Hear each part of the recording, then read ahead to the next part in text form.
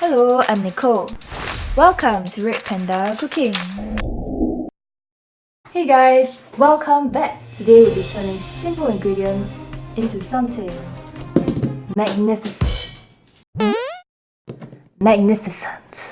We'll be making kakiage. Kakiage is a type of tempura made with mixed vegetable strips, which can sometimes include shrimp or squid too. First, we need to prepare some super duper Kakiage sauce. An awesome sauce will save your dish even if you screw up. Don't worry, if you take notes of the following tips, you should be fine. Cook the sauce on small fire. Let it simmer for 1 minute. Set aside, we'll be adding something to it later on.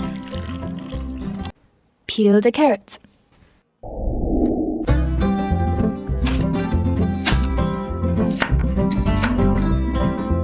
Cut the carrot into strips so that it will cook faster. Wrong direction! Spin me clockwise.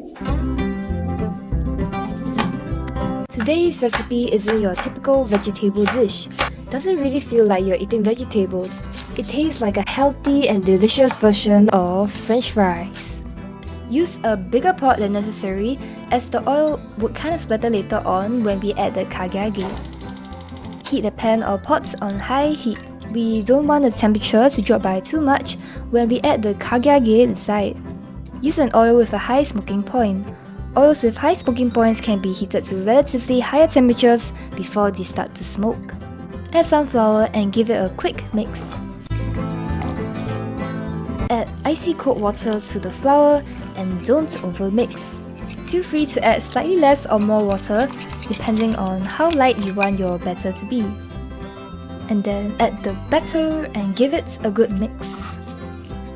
This is very important as we want to cook the kakiage at the ideal temperature. Make sure the oil is hot enough. When it starts bubbling like that around the chopstick, we're good to go. Grab a small handful and drain the batter. Then gently release it into the hot oil.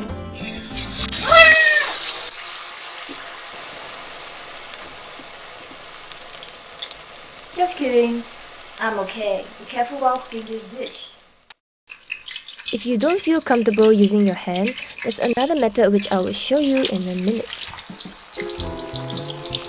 After 2 to 3 minutes, flip them over and cook for another 2 to 3 minutes or until crispy. Don't cook too much at one go as this would lower the oil's temperature, causing the kakiage to be soggy and less crispy. Strain them well on a metal rack. If you want to keep your hands clean, you can use this method instead.